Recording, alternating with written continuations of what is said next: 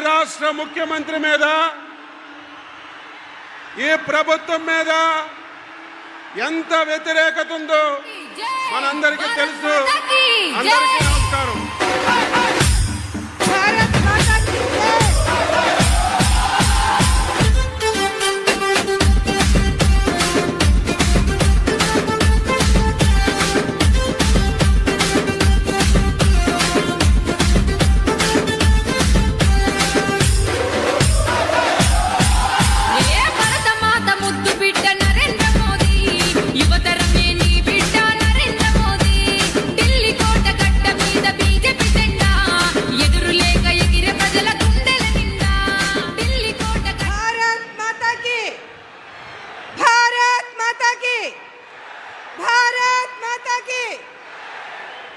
నరేంద్ర మోడీ గారి నాయకత్వం, నరేంద్ర మోడీ గారి నాయకత్వం.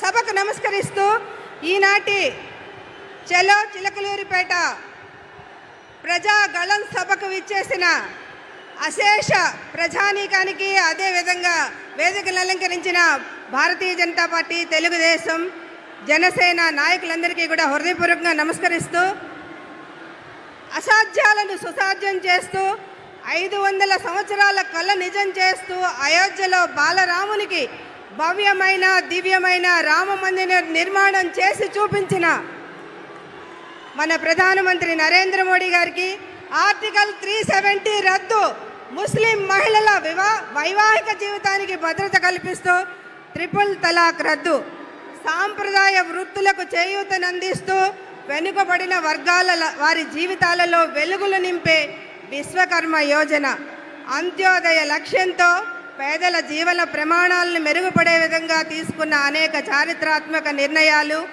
సంక్షేమ పథకాలతో ప్రజల హృదయాలలో సుస్థిర స్థానం సంపాదించుకున్న మన ప్రియతమ ప్రధానమంత్రి నరేంద్ర మోడీ గారు వేదికపైకి విచ్చేసి ఉన్నారు. వారికి స్వాగతం, సుస్వాగతం.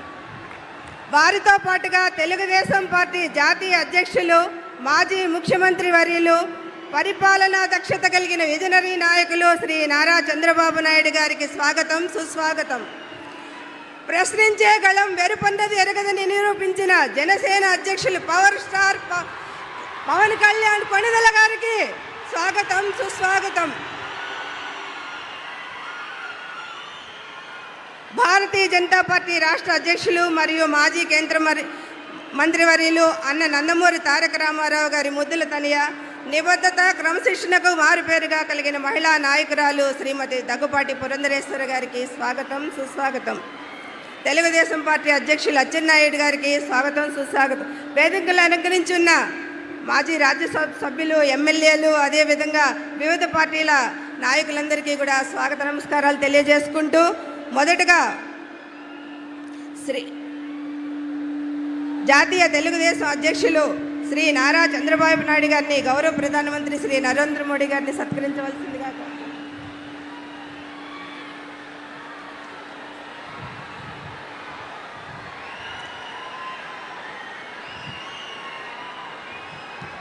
శ్రీ పవన్ కళ్యాణ్ గారిని, ప్రధానమంత్రి గారిని పుష్పగుచ్చంతో సత్కరించవలసిందిగా కోరుకుంటా ఉన్నాను.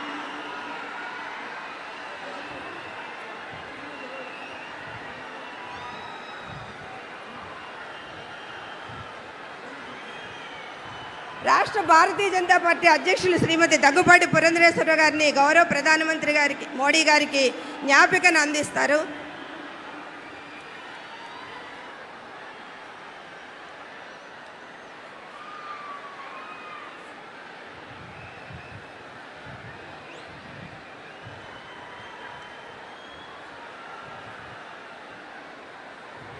మొదటగా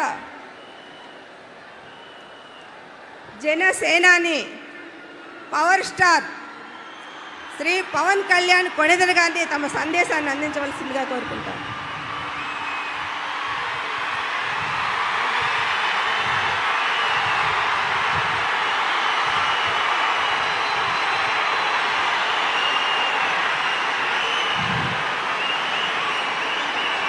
పితృదేవతల ముక్తి కోసం పరితపిస్తూ వారి వారసులు హిమాలయ పర్వత శ్రేణుల్లో ఉన్న గంగోత్రి నుంచి మొదలయ్యే గంగానది దారి కోసం ఎలా ఎదురు చూస్తున్నారో అలా గౌరవ ప్రధానమంత్రి శ్రీ నరేంద్ర మోదీ గారి రాక కోసం అభివృద్ధి లేక అప్పులతో నలిగిపోతున్న ఆంధ్ర ప్రజానికం, దాష్టీకంతో దోపిడీతోటి నలుగుతున్న ఆంధ్ర ప్రజానికం, అవినీతి అప్రజాస్వామిక విధానాలతో కొట్టమిట్టాడుతున్న ఆంధ్ర ప్రజానికానికి ప్రధానమంత్రి, మన ప్రియతమ ప్రధానమంత్రి శ్రీ నరేంద్ర మోదీ గారి రాక, గంగమ్మ తల్లి భూమి మీదకు వచ్చి హిమాలయాల నుంచి భూమి మీదకు వచ్చి ఎలా సేధనిచ్చిందో, మన ప్రియతమ గౌరవ ప్రధానమంత్రి శ్రీ మోదీ గారి రాక ఈ ఎన్డీఏ పునర్కలయిక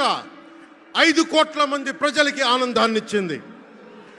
దేశ ప్రజల ఆశీస్సులతో ముచ్చటగా 3వసారి ప్రధానమంత్రి అవ్వబోతూ హ్యాట్రిక్ కొట్టబోతున్న శ్రీ మోదీ గారికి ఆంధ్ర రాజ్య ప్రజల తరపు నుంచి, ఎన్డీఏ కూటమిలో భాగస్వామ్యమైన 3 పార్టీలు భారతీయ జనతా పార్టీ, తెలుగుదేశం, జనసేన తరపు నుంచి శ్రీ నరేంద్ర మోదీ గారికి ఘన స్వాగతం పలుకుతూ హృదయపూర్వక నమస్కారాలు తెలియజేస్తున్నాను.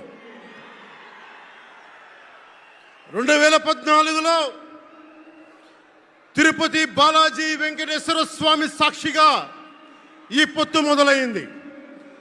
ఈ రోజున ఇక్కడ 2024లో బెజవాడ కనకదుర్గమ్మ సాక్షిగా ఈ పొత్తు వేరే రూపం తీసుకోబోతుంది. దుర్గమ్మ తల్లి స్వయంగా ఆశీర్వదిస్తుంది.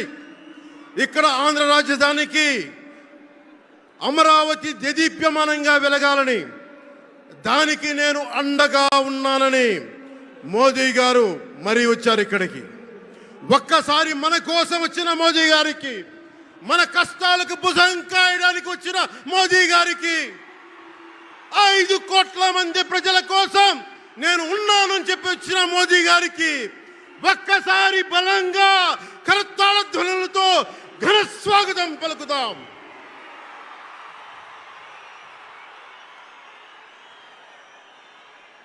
రెండు 2014 తిరుపతి బాలాజీ ఆశీస్సులతో ఎన్డీఏ విజయాన్ని సాధించింది, ప్రభుత్వాన్ని స్థాపించింది. 2024లో దుర్గమ్మ తల్లి ఆశీస్సులతో మొదలు పెడుతున్నాం. అంతకు మించిన ఘన విజయం సాధిస్తున్నాం. ఎన్డీఏ ప్రభుత్వాన్ని స్థాపిస్తున్నాం. బిడ్డలకి అండగా ఉండే దుర్గమ్మ తల్లి అయ్య కంటే ఒక ముద్ద ఎక్కువే పడద్ది. అలాంటి తల్లి ఆశీస్సులతోటి మన ప్రభుత్వాన్ని స్థాపించే దిశగా వెళ్తున్నాం. మోదీ గారు డిజిటల్ భారత్ అన్న నేపథ్యంలో దేశాన్ని మొత్తం తీసుకెళ్తా ఉంటే, ఇక్కడున్న వైసీపీ ప్రభుత్వం అధికారికంగా ప్రతి చోట క్యాష్ ఎకానమీ అయిపోయింది. దేశాన్ని డిజిటలైజ్ చేద్దాం, కరప్షన్ తగ్గిద్దాం, బ్లాక్ మనీని తగ్గిద్దామంటే ఆంధ్ర రాజ్యంలో, ఆంధ్ర రాష్ట్రంలో మటుకు బ్లాక్ మనీ ఎక్కువైపోయింది.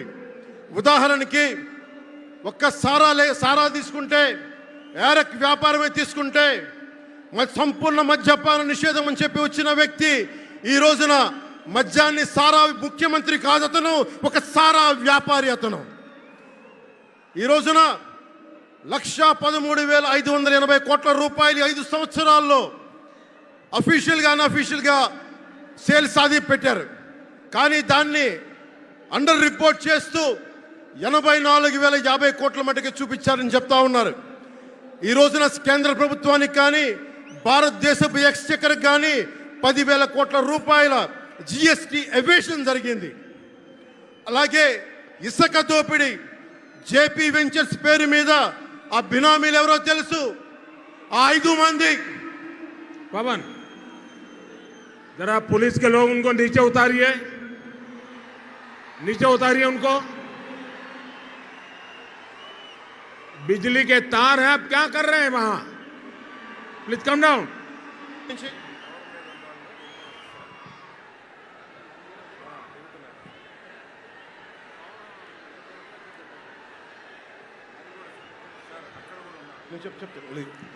आपकी जिंदगी हमारे लिए बहुत कीमती है।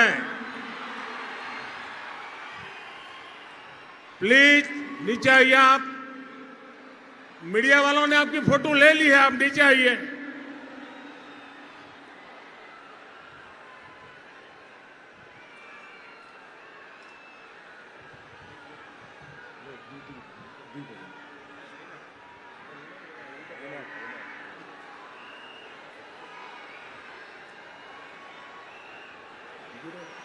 आप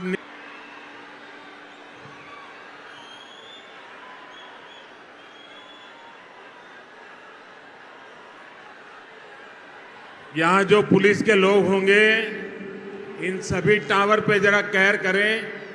इसमें बिजली के तार हैं, अगर कुछ गलत हो गया तो हमारे लिए बहुत पीड़ादायक होगा।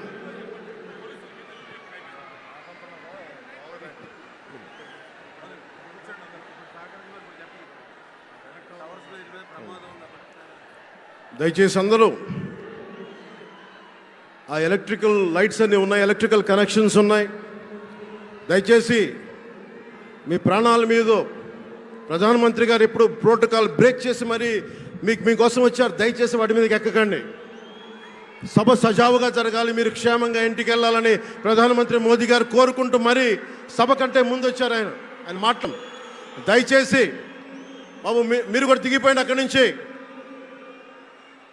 ఆ టవర్ నుంచి దిగిపోమ్మా. నువ్వు కూడా దిగిపో, ఆరెంజ్ చొక్కా దిగిపో, దిగిపో దిగిపో దిగాలి.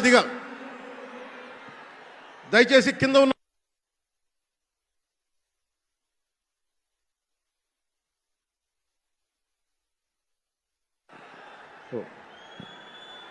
చుట్టుపక్కల ఎవరైనా టవర్స్ మీద ఎక్కుతాను దయచేసి డిస్కరేజ్ చేయండి. జేపీ వెంచర్స్ పేరు మీద దాదాపు 40,000 కోట్ల స్కామ్ ఇసుక దోచేశారు అందరూ. అడిగిన వాళ్ళని కిషన్ అనే రిపోర్టర్ని చిత్తూరులో చంపేశారు.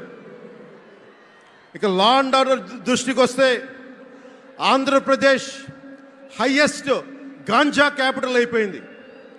New drug capital of India అయిపోయింది ఆంధ్రప్రదేశ్. రాజ్యసభ హోంశాఖ సహాయ మంత్రి శ్రీ అజయ్ కుమార్ మిశ్రా గారు 2019 ఒక ప్రశ్నకి సమాధానంగా 2019-2021లో 30,196 ఆడవాళ్ళు అదృశ్యమయ్యారని చెప్పి స్వయాన రిపోర్ట్ చేశారు. 7,918 మంది 18 ఏళ్లలోపు యువతులు, 22,278 మంది 18 ఏళ్ల దాటిన యువతులు.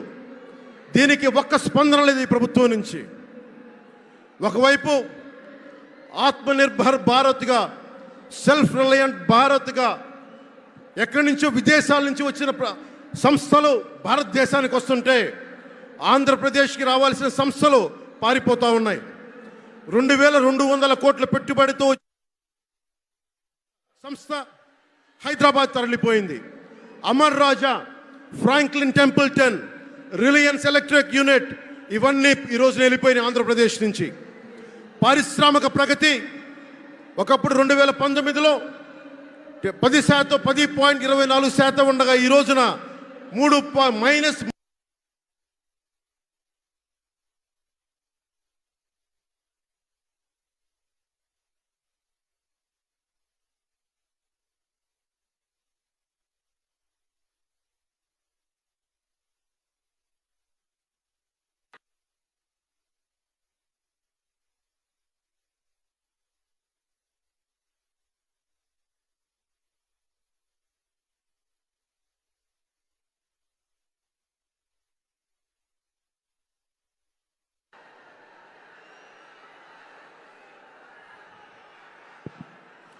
-10% ఉండాల్సిన ప్రగతి.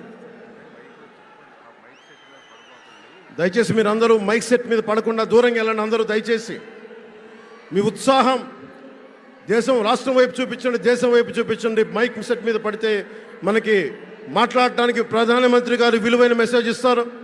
దానికోసం మైక్ మీద పడకుండా, కన్సోల్ మీద పడకుండా దయచేసి అందరూ అక్కడున్న యువకులు అందరూ దయచేసి ఒత్తిడి చేయకుండా వెనక్కి వెళ్ళండి. ఆంధ్రప్రదేశ్ నెగిటివ్ గ్రోత్ పోతా ఉంది. మా మీద తెలుసు, వైజాగ్లో ఇన్సిడెంట్లు కానీ ప్రతిపక్ష నాయకుల మీద ఎలాంటి దాడులు చేశారో, బీజేపీ కార్యకర్తల్ని పొట్టల్లో కత్తులు గుచ్చి పేగులు బయటికి తీశారు వైసీపీ నాయకులు. వైఎస్ వివేకానంద రెడ్డి గారిని మర్డర్ చేయించిన ప్రభుత్వం ఇది. సిబిఎన్ గారిని ఇబ్బంది పెట్టిన ప్రభుత్వం అరెస్ట్ చేసి నన్ను స్వయాన అనేక పర్యాయాలు అడ్డుకున్న ప్రభుత్వం ఇది. ఈ ప్రభుత్వం పోవాలి. ఈ ప్రభుత్వం పోవాలంటే ఒకటే, డబ్బులు పెరిగిపోయిన జగన్కి ఎవరు అడ్డు ఆపు లేరు, నేను ఏదైనా చేయగలను అనుకుంటున్నాడు. రావణాసురుడు కూడా ఒకటే అనుకున్నాడు, నా చుట్టూ బంగారంతో కట్టిన లంక ఉంది, వజ్రాలతో వైడూర్యాలతో ఉన్న పుష్పక విమానం ఉంది, ధీరులు సూరులు మంది మార్బలం ఉన్నారు అనుకున్నాడు. నన్నేం చేయగలడు అనుకున్నాడు. నార చీర కట్టుకొని నేల మీద నిలబడి శ్రీరాముడు బాణంతో చంపేశాడు. రాష్ట్రాన్ని రావణ కాష్టం చేసిన అయోధ్యకే రాముణ్ణి తీసుకొచ్చిన శ్రీ మోదీ గారు ఇక్కడ ఉంటే, రాష్ట్రాన్ని రావణ కాష్టం చేసిన చిటికిని వేలంత రావణాసురుణ్ణి తీసేయడం అంత కష్టమా? నేను తాడేపల్లిగూడెం సభలోనే చెప్పాను, ఇక్కడ నుండి నేను దేవదత్తం పూరిస్తున్నానని. అర్జునుడు పూరించిన శంఖం దేవదత్తం అంటే, నేను దేవదత్తం అన్నాను కానీ పాంచజన్యం అనలేదు. అది పూరించాల్సింది ద్వారకలో ఉన్న శ్రీకృష్ణుడే. అక్కడి నుండే మోదీ గారు పాంచజన్యాన్ని వచ్చిన మోదీ గారు, గుజరాత్ ద్వారక నుంచి వచ్చిన శ్రీ మోదీ గారు ఈ కురుక్షేత్ర యుద్ధం కోసం పాంచజన్యాన్ని పూరిస్తారు. ఇక్కడ జరగబోయే ఎన్నికల కురుక్షేత్రం, ఈ యుద్ధం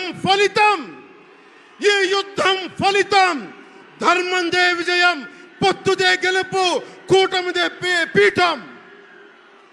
ధర్మందే విజయం, పొత్తుదే గెలుపు, కూటమిదే పీఠం. జై హింద్.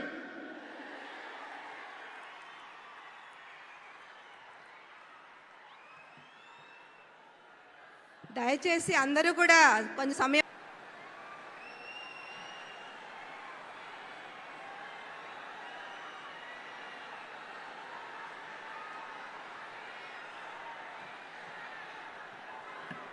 మహిళకి ఆర్థిక సాధికారతతో పాటు రాజకీయ సాధికారతను తీసుకొచ్చి మహిళ యొక్క భద్రతను పెంచిన బిల్లు 33% మహిళా రిజర్వేషన్ బిల్లు.